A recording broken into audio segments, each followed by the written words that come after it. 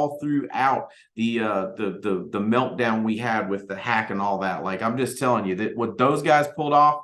I think I told Sabrina Floyd this. Like, Robbie Kraft should never have to buy a drink at an event ever for the history of forever because of what they pulled off. Man, awesome stuff. All right, so the boot camp we had at our office, I'm telling you, being there, seeing the people we had come out for it, the time we got to spend together, we did it different than we've done it before. We did lunch together, and then we did a block party afterwards. We brought the block party inside because it was cold and rainy, but we had a blast in the conference room. Great meals, great association. People were playing cornhole, playing basketball, or watching basketball. It was just a fun time to get the team together. That's how we're going to do all our boot camps moving forward here at the office. We had people from California fly in. We had people from South Florida come up. We had the Midwest represented. We had people come in from all over. So we're going to do that cadence of these intensive all-day Saturday boot camps in between the big events to give you something to get your new people to get them selling and get them crazy productive. So before I get into the content today, what I want to do, I want to bring on Adam. My intent was to bring on Adam Burge and the Strotters, but they're in the air because they both had groups of new people here. In fact, the furthest away award goes to one of Adam Burge's guys coming all the way from San Diego to be at the boot camp. And he messaged me earlier today or yesterday, last night, messaged me just saying, man, so glad I came all the way from California for it. It's I'll find it later. I'll find it in a minute. And he gave me, I don't want to be one of those people that just says it was awesome and I got a lot out of it. Here's exactly what I got out of it. And he gave me specific takeaways. So I was like, that guy's going to kill it. He's already issue paying business. It's just getting ready to go to another level. Johnny Cordova. All right, Adam, come on and tell us what your people were telling you about the boot camp and what you saw in the new people that were there. That way, any of the newer people that weren't able to make it, they could grab a couple takeaways from that. Yeah, what they were telling me was that they actually heard a lot of great content that helped them immediately. Sometimes when we go to an event, we might think that we've kind of learned most of the basics. We have a good grasp of things, but we still walk away learning, one really important thing that can really change the effectiveness or the productivity of our business. Well, this boot camp was designed for very new agents who were just getting started. And so there was a lot of content for them, a lot of content. Some of the things that people commented about was that they appreciated the fact that they had counsel advised direction on scheduling, what a good schedule looks like, what it looks like to make a lot of dials. What is a lot of dials? Well, it can be kind of subjective. For an experienced agent, it's going to be probably 50 dials an hour or more. To make appointments or to talk to new clients and assess their needs. They were also taught, well, what if something isn't working very well? What do you do in those situations? Well, you ask for coaching, which I appreciate. Kevin Blair just posted on Discord that he would like to get some coaching after a call he's got later on today. So, he learned that from hearing about the boot camp and what we learned at boot camp. We also talked about how to handle objections. A lot of people really appreciated that because when we're first starting out, those objections can really, shut us down if we're not prepared, if we don't know how to handle them. Even if we're trying to persist, they can be difficult for us to handle. So how do we handle objections? That was covered at great length. Stephen did a great job of teaching us that. A lot of people too commented how much they appreciated that Gina Hawks came all the way from Florida up to North Carolina for us to teach our new agents about the various products that we have. They'll be useful for them when they're first getting started. So we went over all the carriers that were like, CVS, Ascendo, American Amicable, Mutual of Omaha. I was really excited. Here I am. I've been doing this for a couple of years now, but I still learned something really exciting. American Amicable is coming out with the Index Universal Life Express type IUL here pretty soon, hopefully by around the spring of next year. I can't wait for that to happen because that's going to just give us access to that type of product or that type of premium, but with a much easier underwriting process to go through. So hopefully then we'll get more people approved and get a better response rate that way. So I learned something new myself at that boot camp. Some of the agents too comment how much they appreciate. We talked about more things that were a little more advanced than just the basics. We also talked quite a bit about tax retirement accounts, what those are, how to present them to people to fill that particular need that they have. We talked about the product to use, how to run an illustration for a tax retirement account potential client. So we talked about, like I said, some of the basic things, but some of the things that were more advanced as well. So everyone was served in the boot camp. So one of the things I want to encourage individuals to do is remember the books that we were encouraged to read at boot camp. Remember what they were? Magic of Thinking Big, Think and Grow Rich, What to Say When You Talk to Yourself, Psycho-Cybernetics, Integrity by Dr. Henry Cloud, Atomic Habits, and my personal favorite, Save Smarter, Not Harder. That book did an amazing job of helping me understand what an Index Universal Life product was and how they will, how I can use them to serve my clients and their needs. So great books that we were encouraged to read and study, meditate on. Big help. A lot of great comments about that content, Stephen. I appreciate that. Appreciate you sharing those things. And the fun thing is, when new people walk away with specific things, you know that they're equipped now to take action. The last thing you want is, well, I guess not the last thing you want. The second to last thing you want would be excited new people that don't know what to do, because then that excitement goes away and then they become discouraged, right? Your new people will walk away from these boot camps that we're going to do next year. And if they're already selling, they're going to be selling at a higher level. If they haven't sold yet, we will get them selling. Adam, your content was fantastic. The questions that I raised my hand from the back, I was like, can you repeat those questions? Because he had specific questions that he asks that helps generate the insanely high premiums that he generates doing tax-free retirement.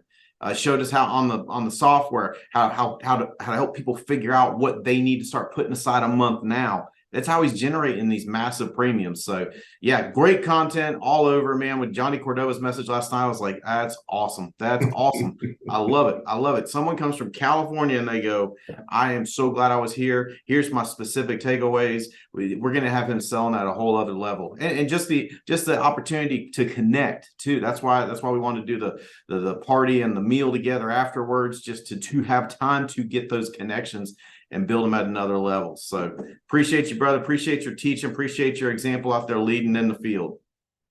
Here's what I want to talk about today. And I want to talk about this because of what we've got in front of us. So today is December 11th.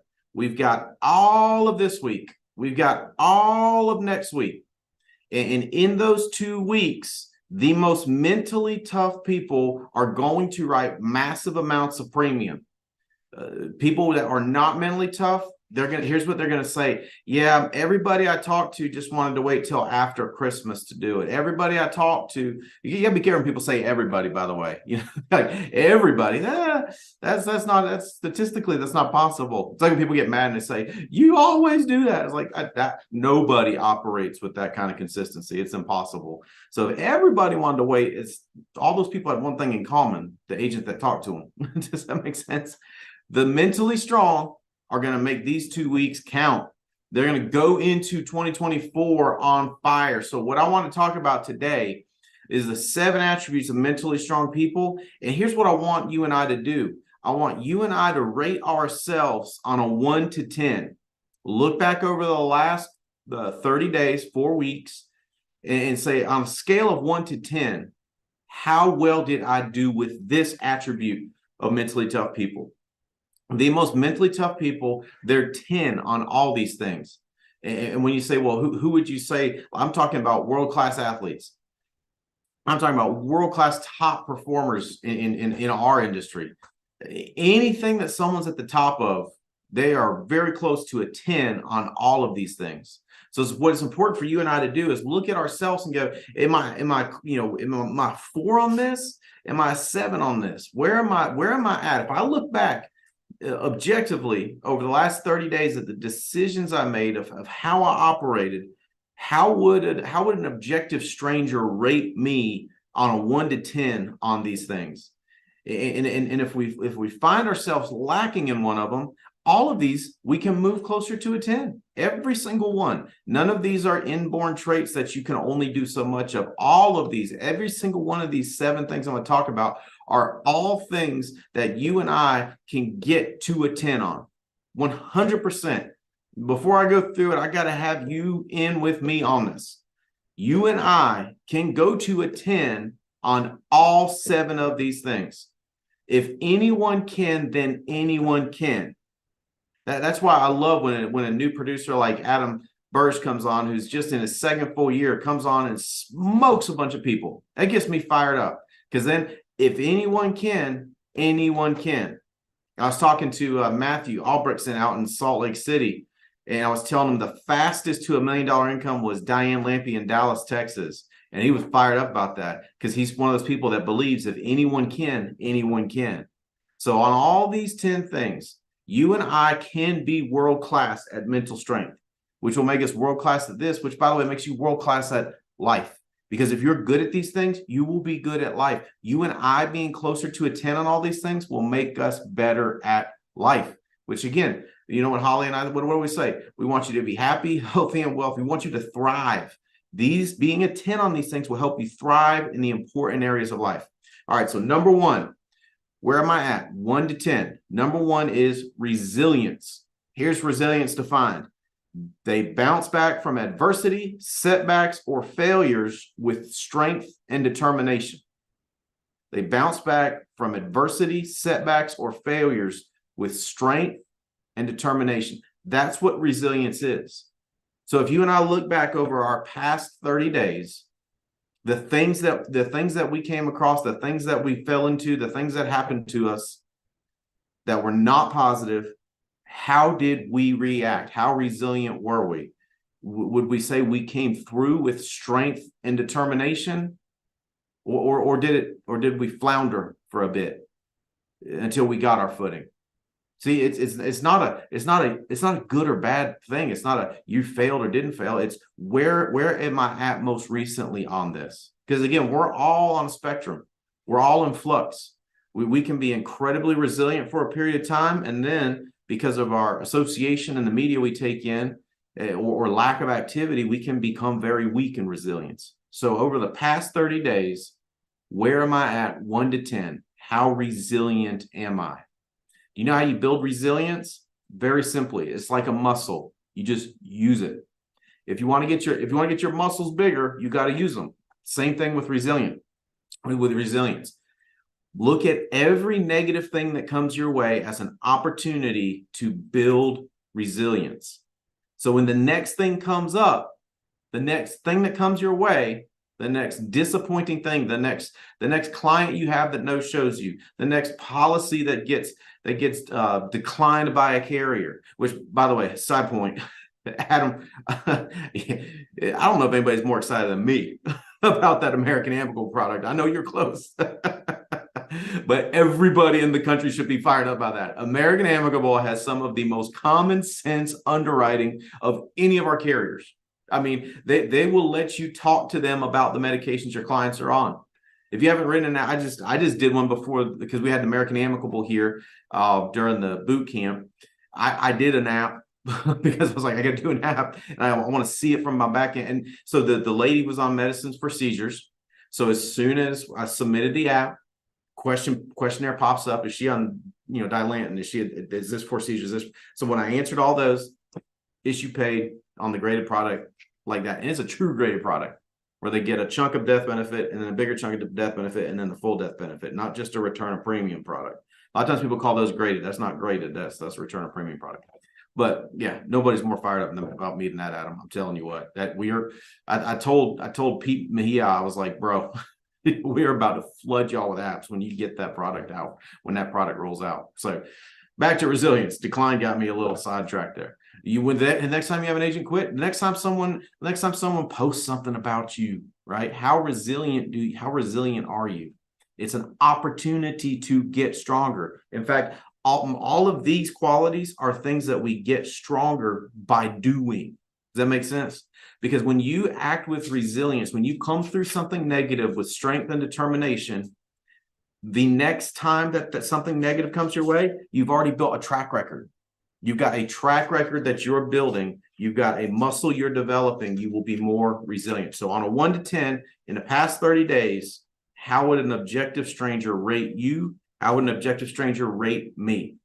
By the way, as I'm preparing all this content this morning, I'm going through on myself and going, okay, I gotta get better here. I gotta get better here. I'm doing pretty good there, but I gotta get better here. Same, 1 to 10. Where are you? Number 2 of the mentally strong, emotional control. Here's the definition. They manage their emotions effectively, staying composed and focused, even in a challenging situation. They stay like this. Things get tough, things get crazy, they stay steady. They don't go crazy high, they don't go crazy low. So if we look back over the last 30 days, how would an objective stranger rate you? How would an objective stranger rate me? Now, how do I get better at emotional control? Here is my number one tactic. My number one tactic is delay. Delay, delay, delay. Meaning when something negative happens, I feel the feeling, but I try to delay the feeling as long as I can. The longer I delay the feeling, the more objective I can be about solving the problem. This is why people with very low levels of emotional control struggle to ever solve any of their problems. This is why they feel that they're so quote unquote unlucky, because they can't solve their problems because a bad thing happens and they go negative immediately. They go completely negative immediately. They spout off. Someone treats them poorly, they fire right back at them. Very low levels of emotional control. To say they blast, they'll put somebody on blast on social media. And some people, I was like, good Lord, that's someone with no emotion. That is an emotionally weak behavior. Blasting someone on social media. Good Lord, that's emotionally weak. Yeah, emotionally strong people don't do that. Emotionally strong people with strong levels of emotional control don't lose it when the going gets tough, when things get hectic. And think about it, world-class people. Do you see world-class people lose their mind when stuff goes bad? Nope, they stay steady. That's why they can solve problems. That's why, again, you and I, we need to be as mentally strong as we can these next 14 days as we go into Christmas. The mentally strong are going to get a ton of, there's so much premium to pick up. All right, number 3. Persistence. They maintain their efforts and determination despite obstacles and difficulties they encounter. Low performers, obstacle or difficulty, they go, oh, it's not meant to be. They love talking about fate, right? Oh, it just wasn't meant to be. You know, if it was meant to be, it would have worked out. It's like, no, that's not the case. If it's meant to be, it's because you decided to work it out. Persistence. Maintain effort. That's one of the key things. Effort and determination. Meaning a difficulty, a discouraging thing happens. Can you maintain both? Effort and determination. So it's not just the work, it's how you put the work in. Does that make sense?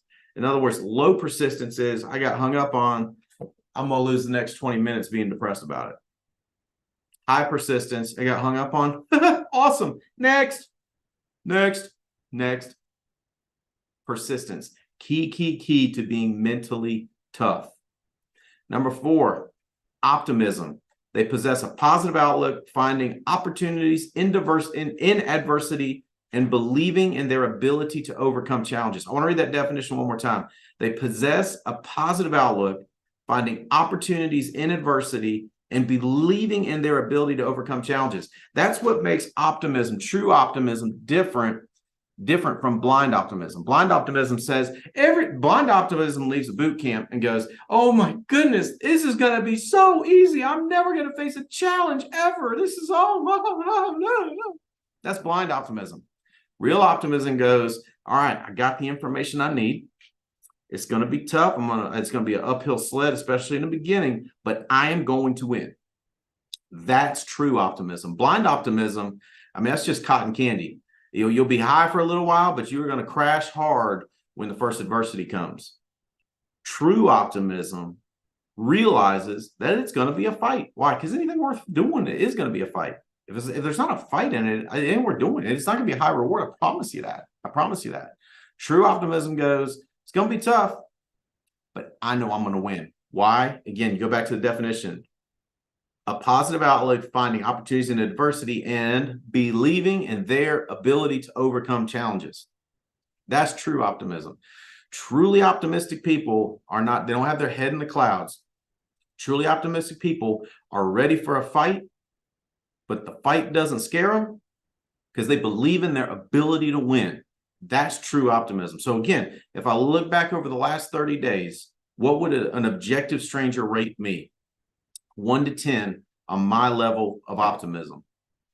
Number 5, adaptability.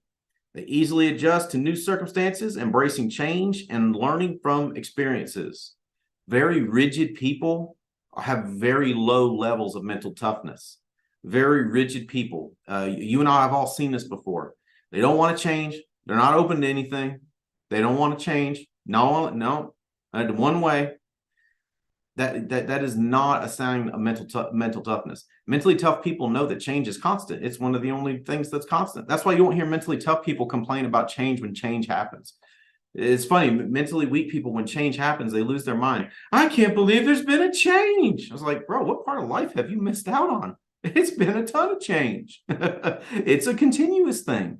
There will always be change. There will be more change. Carriers change products. Carriers change comp levels. Carriers change whether or not they do trip points. Okay, so what? Let's find the ones that are going to approve the products. Let's find the ones that got the trip points. Let's find the ones that show that they want to work with us, and let's work with them, and let's forget the ones that don't want to work with us. Awesome, let's go. True adaptability is, I can't believe my agent quit, gave up. Mentally tough people go, well, okay, that one didn't work out, but I'm going to find a different one. I'm going to find another agent. I'm going to build back better. That's adaptability, the ability to move through circumstance change and not lose your mind. Can you see how adaptability is key to being mentally tough? Can you see how low performers with their rigidity, just if it doesn't work out if it doesn't work the way they want it to work, then they just won't work it out. It's going to be hard to win a lot in life like that.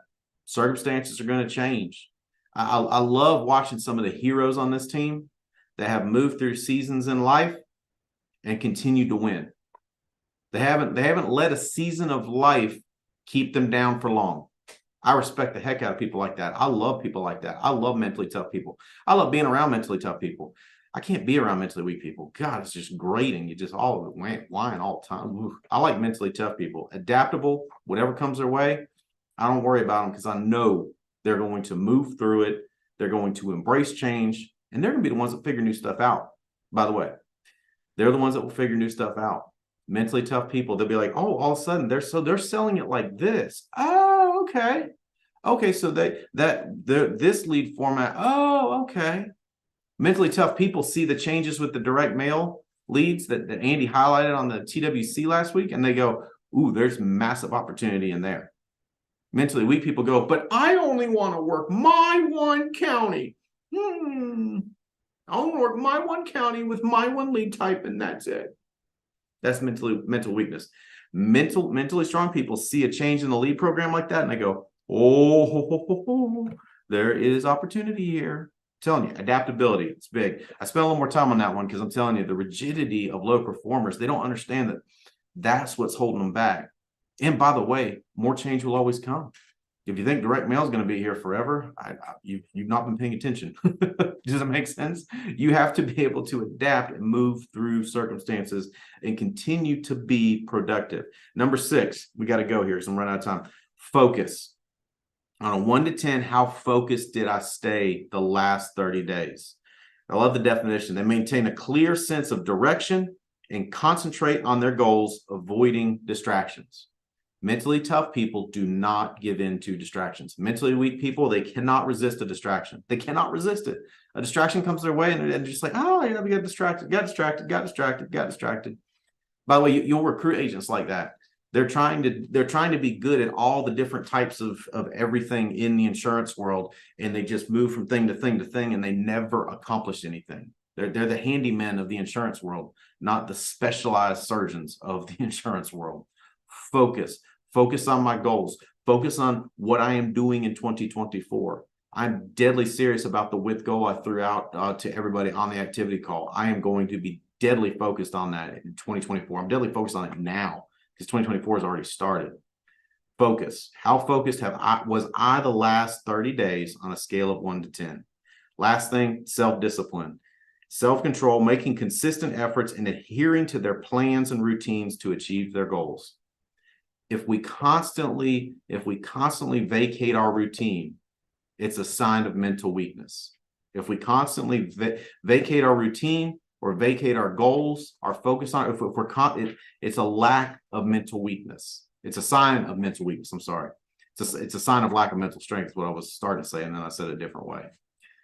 So how disciplined am I? How disciplined have I been the last 30 days, 1 to 10? How focused have I been the last 30 days, 1 to 10? How adaptable have I been the last 30 days, 1 to 10? By the way, a lot of you guys shined on that one, right?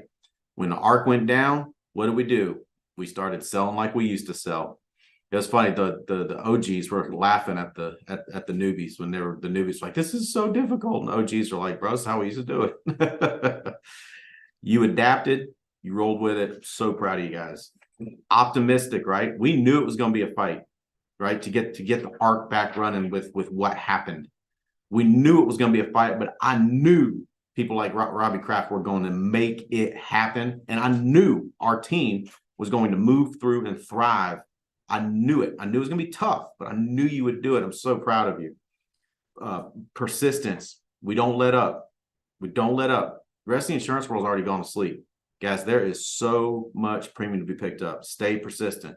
Emotional control. Not too high, not too low. We don't lose our mind. We don't waste our time trying to settle scores or you blow up. We don't waste our time with that stuff. And resilience. Not only do we move through adversity, we move through it with strength and determination. I'm evaluating myself. I encourage you to evaluate yourself. It's a good thing for us to take time to do every 30 days or so. Look back and go, where am I at? Because we are either becoming mentally weaker or mentally stronger. As for me and you, I know with the stuff that you and I want to get done, we've got to be mentally stronger. So we've got to keep moving to that 10. Guys, Holly and I love you. We cannot wait to see you at National Convention. National Convention is going to be crazy. If you don't have a ticket, get a ticket. If you don't have people going on your team, get people going on your team. I'm telling you, this National Convention is going to be insane. Marcus says we are so close to that tipping point where we go to events of 5, 6, 7, and 8,000. How long till we hit that tipping point? That depends on you and that depends on me. But after today's content, I know you and me got it. Love y'all. Let's get after it.